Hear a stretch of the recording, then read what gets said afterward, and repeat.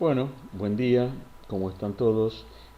Vamos a hacer un video para explicar un poquito cuál es la relación entre los punteros y los vectores y por supuesto después lo vamos a ejemplificar en C.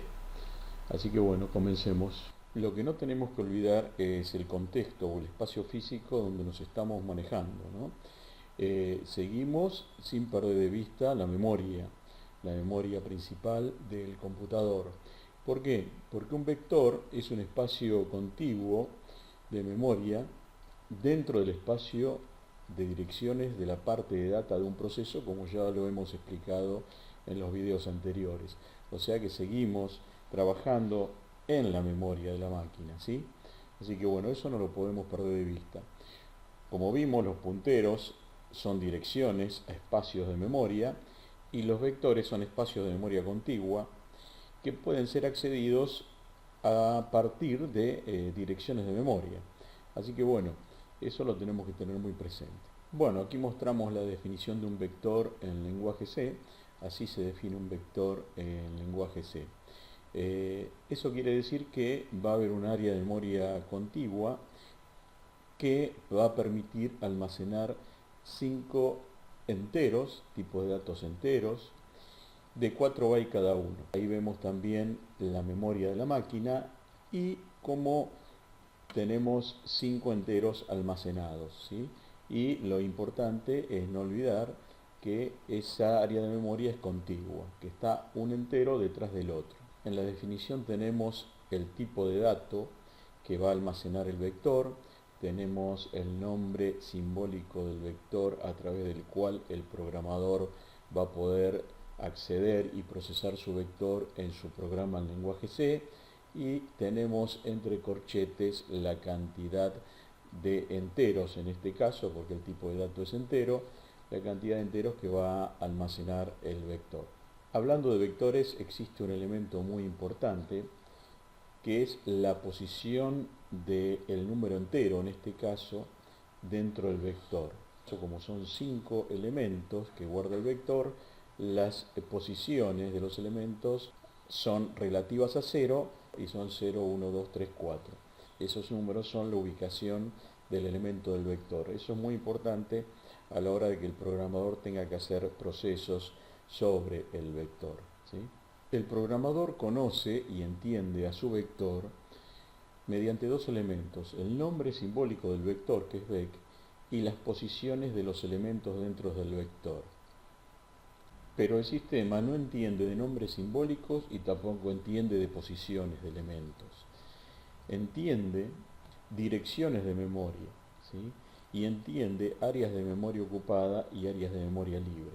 En este caso mostramos un área de memoria ocupada por un vector de 5 elementos, que son números enteros de 4 bytes, o sea que en tiempo de compilación se ha asignado en la memoria de data del proceso 20 bytes para guardar enteros. Otra cosa que el sistema conoce y entiende son las direcciones de memorias asociadas a esa estructura de datos, o mejor dicho, la dirección donde comienza esa área de memoria contigua que va a guardar 5 elementos enteros de 4 bytes cada uno. Entonces, ¿dónde puede obtener el programador la dirección que apunta al comienzo del área de memoria contigua asignada al vector vec? Casualmente la va a encontrar en el nombre simbólico del vector. Entonces, quiere decir que el vector vec, en definitiva, es un puntero al comienzo del área de memoria contigua asignada al vector.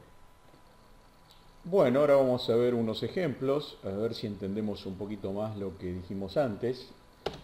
Vamos a editar un programa fuente, acá tenemos las directivas de procesamiento include, le agregamos una directiva de preprocesamiento define, vamos a hacer una función para cargar los elementos en el vector, vamos a hacer una función para mostrar los elementos del vector, acá tenemos el main y acá tenemos en la línea 14 la declaración del vector que va a almacenar 5 enteros. Fíjense que en la cantidad de elementos del vector hemos puesto dim y ese dim va a ser reemplazado por 5 antes de la compilación, ¿sí? Entonces antes de la compilación todo lo que sea dim en el código va a ser reemplazado por 5 y después va a compilar.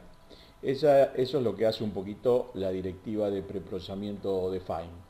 ¿Sí? Así, de esta manera, si queremos cambiar la dimensión del vector, cambiamos este número acá y no tenemos que cambiar en todas las líneas de código asociadas con el vector. Por supuesto que cada vez que modificamos este número tenemos que editar el fuente, grabar el fuente y recompilar, ¿no? Vamos a concentrarnos entonces en el vector y los punteros. Bueno, acá entonces declaramos el vector que va a almacenar 5 enteros, ¿sí? Bien, después llamamos a la función cargar vector, que es la que tenemos que escribir, mostrar vector. A la función cargar vector, fíjense que le pasamos vec, ¿sí? Fíjense el prototipo nos dice que la función espera como argumento de entrada un vector de enteros. Entonces cuando llamamos a vec le pasamos un vector de enteros, por supuesto con el nombre simbólico. Acá tenemos ya listo para escribir la función. Entonces el encabezado, a diferencia del prototipo, nos obliga a poner un nombre simbólico. El prototipo solamente podemos poner, si queremos, el tipo de dato que recibe como argumento. Entonces, ¿qué vamos a hacer acá? Vamos a cargar el vector, vamos a declarar una variable i, vamos a usar un ciclo for i igual a 0, mientras i menor a dim, ¿sí? Punto y coma, y más. Bien, ahora tenemos, bien, ahí está. Bueno, acá tenemos, bueno, entonces en el ciclo ¿qué vamos a hacer? Vamos a ir cargando el vector, ¿sí? Por supuesto que vamos, este i, ¿se acuerdan que hace un ratito hablamos de la posición? Bien, esa posición aquí en el código la vamos a manejar con una variable subíndice del vector. Esa variable i, subíndice del vector, nos va a decir en qué posición del vector estamos. Y por supuesto que cuando entramos en el ciclo, estamos en la posición 0 porque i vale 0. Entonces, en esa posición del vector vamos a hacer esto. Porque no es nuestro problema ahora cómo inicializamos el vector. Entonces vamos a hacer una operación simple. Este asterisco acá es un producto, no es un puntero, ¿sí? Esto es una multiplicación. Bien, entonces ahí ¿qué hicimos? Asignamos al vector en la posición 0 el valor 0 porque tenemos 0 por 2. Ahora, en la segunda entrada a las instrucciones del ciclo iba a valer 1. Entonces en la posición 1 del vector vamos a guardar el 2. ¿Sí? Bien, y ahora vamos a escribir la función mostrar. Bueno, va a ser muy parecida a la función cargar vector, con la diferencia de que aquí lo que vamos a hacer, vamos a mostrar. ¿Sí? Entonces vamos a tomar este print que tenemos acá para no escribir tanto, lo vamos a copiar acá. ¿Sí? Bien, entonces acá vamos a poner, vamos a mostrar, nada más que acá vamos a mostrar la posición igual, ¿sí? Y acá vamos a mostrar el contenido. Entonces la posición es i y el contenido es, ahí estamos. Bueno, entonces acá lo que hacemos es mostrar el contenido. Siempre recomiendo mostrar las áreas de memoria que usamos una vez que las cargamos para ver si realmente la carga está funcionando bien. Entonces vamos a visualizar vec, corchete, el valor de i, corchete igual y el valor del contenido. O sea, acá tenemos i y acá tenemos b sub i. Esto va a iterar 5 veces desde i 0, ¿se acuerdan? La posición 0 relativa a 0 hasta i igual 4. Y cuando i valga 5 va a salir del lazo. Bueno, perfecto. Bueno, vamos a ver cómo funciona esto. Vamos a compilar.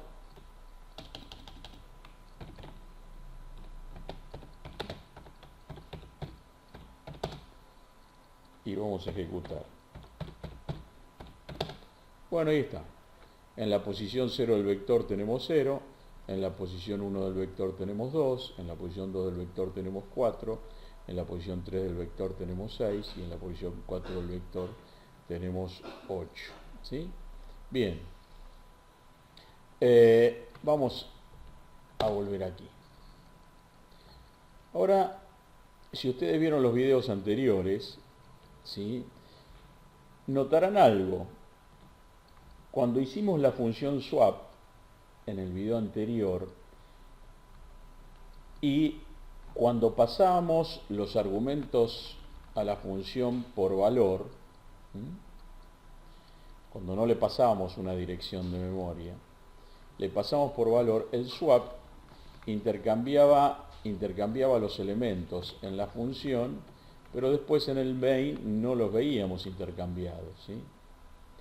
Fíjense lo que pasa acá. Nosotros estamos pasando un vector de enteros, llamamos a la función, cargamos los datos en la función, el vector está siendo modificado y cuando volvemos a la función mostramos el contenido del vector y la función main puede ver las modificaciones del vector. ¿Sí?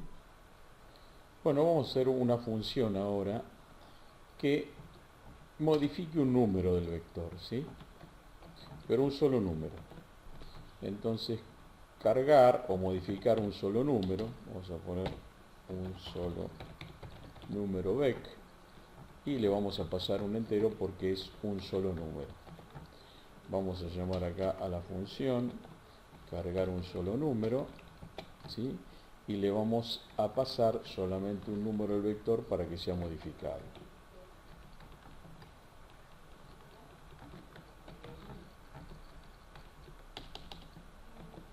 Entonces vamos a decirle que vamos a modificar solamente el número que está en la posición 3. ¿Sí? Vamos a copiar esto, venimos acá. Entonces, esta función que hace, recibe el número cuya posición es 3, lo modifica y vuelve acá a la función principal. Y acá lo que vamos a hacer para ver cómo funciona esto es mostrar el contenido del vector después de la carga inicial y mostrar el vector después de la modificación del número. Entonces esto nos queda así. Cargamos el vector, mostramos el vector después de cargarlo y antes de cargar un solo número, y después de cargar un solo número mostramos el vector, ¿sí? A ver qué pasa con esta función que le pasamos un número del vector, la función recibe el número del vector, lo modifica, ¿sí?, y vuelve al main. Vamos a ver qué pasa acá. Vamos a guardar, vamos a compilar y vamos a probar. Ahí está, fíjense.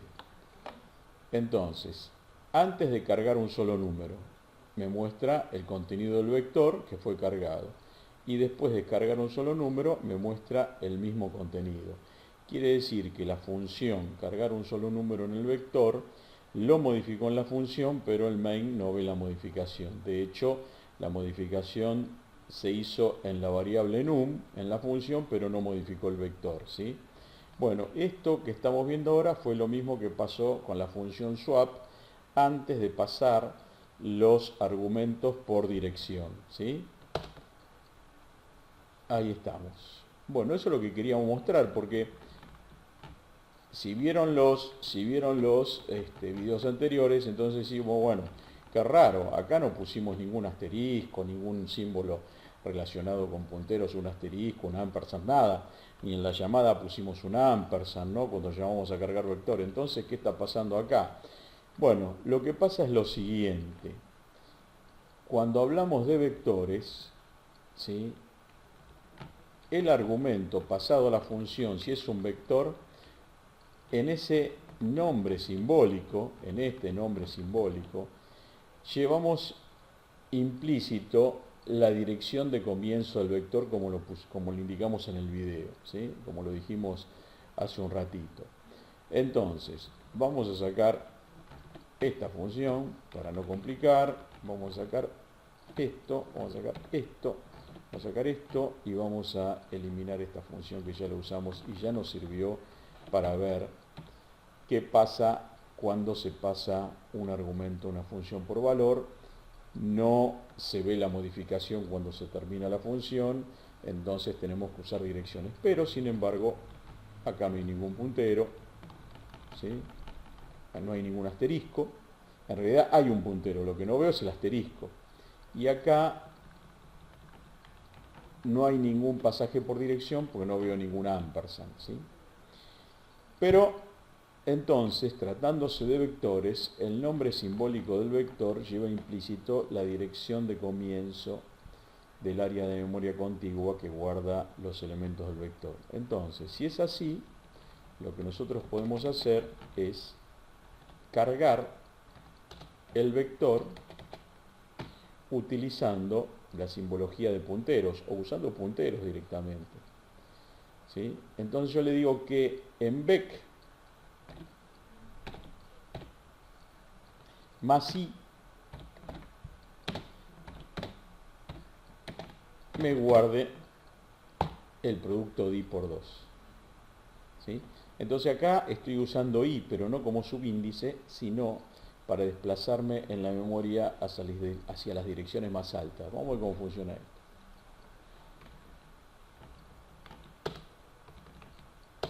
Ahí está, funciona de la misma manera, ¿sí? Bien, vamos a editarlo. También podemos escribir esto.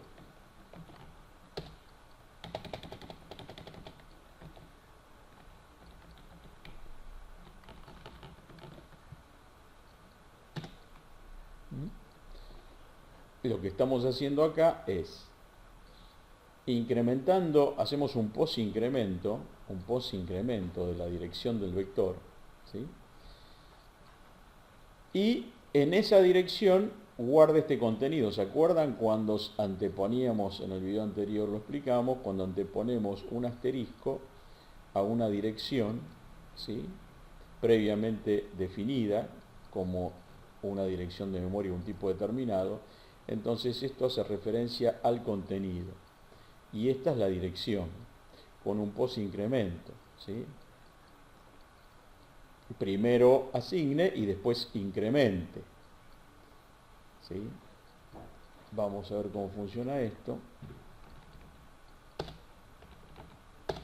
Funciona exactamente de la misma manera, ¿sí? Bueno, vamos a hacer algo parecido en la función mostrar vec. Vamos a cambiar algunas cositas. Por ejemplo, va a recibir un puntero. Vamos a ponerle punt. O sea que tenemos que cambiar el prototipo. Un puntero, un entero. Vamos a hacer el ciclo. Vamos a declarar una variable puntero in asterisco p, que va a ser igual a punt. Y acá vamos a mostrar entonces punt, o mejor dicho p. Vamos a mostrar p, que es la dirección, o sea, p es igual a %p. Entonces vamos a sacar el subíndice y vamos a mostrar el contenido de p. El contenido de p es igual a un formato decimal y p es igual a un formato puntero. Entonces acá tenemos p y acá tenemos contenido de p. Y por supuesto que lo que tenemos que hacer acá es incrementar p. Bueno, vamos a ver cómo funciona esto. Vamos a compilar y vamos a ejecutar. Perfecto, fíjense. P, dirección de memoria, contenido 0. ¿sí? Entonces fíjense, acá tenemos la dirección de memoria del primer elemento, que es 0, la dirección de memoria del segundo elemento, que es 2, la dirección de memoria del tercer elemento, que es 3, y así hasta los 5 elementos. Y además fíjense una cosa, que tenemos el elemento 0 en la dirección, vamos a tomar los últimos 2 dígitos que son los que cambian, ¿sí? Tenemos el elemento 0 en la dirección 7C, entonces tenemos 7C, 7D, 7E y 7F, o sea, 4 direcciones. ¿Por qué? Porque es un entero de 4 bytes. Entonces el siguiente estará en 8.0, porque tenemos el primer elemento 7C, 7D, 7E y 7F. Entonces ahora tenemos 8.0, 8.1, 8.2, 8.3. Tenemos el tercer elemento 8.4, 8.5, 8.6, 8.7. El cuarto elemento lo tenemos en 8.8, 8.9, 8A, 8B, y el último elemento comienza en 8C. ¿Sí? Entonces fíjense, entonces vamos a ir al código de nuevo, y acá lo vemos bastante más claro. Fíjense que la función, ahora mostrar vec, recibe un puntero entero, declaramos una variable local de la función, un puntero entero p, y lo igualamos a pun. ¿Qué es pun? Pun es vec. ¿Qué es vec? La dirección de memoria del primer elemento del vector, ¿sí? Después, ¿qué hacemos? Mostramos la dirección p, mostramos el contenido de p, acá le podríamos poner un asterisco, ¿sí? Y acá incrementamos p. Incrementamos p a la siguiente dirección del entero, que es 4 bytes a la derecha, o hacia las direcciones más altas. De la misma manera, podemos hacer esto en cargar vector. Podemos recibir un punt, que es vec, ¿sí? Acá podríamos poner un puntero entero, que es p, igualarlo a punt, donde comienza el vector, y acá podríamos poner, vamos a comentar esto, entonces acá tenemos asterisco p igual a i por 2, y acá tenemos p más, ¿sí? Pudimos haber puesto acá la misma nomenclatura que esta, ¿no? Y por supuesto que acá tenemos un puntero en el prototipo entero, y esto funciona de la misma manera. Vamos a compilar, vamos a probar. Bueno, ahí está. ¿Sí? Por supuesto cambian las direcciones de memoria en cada ejecución.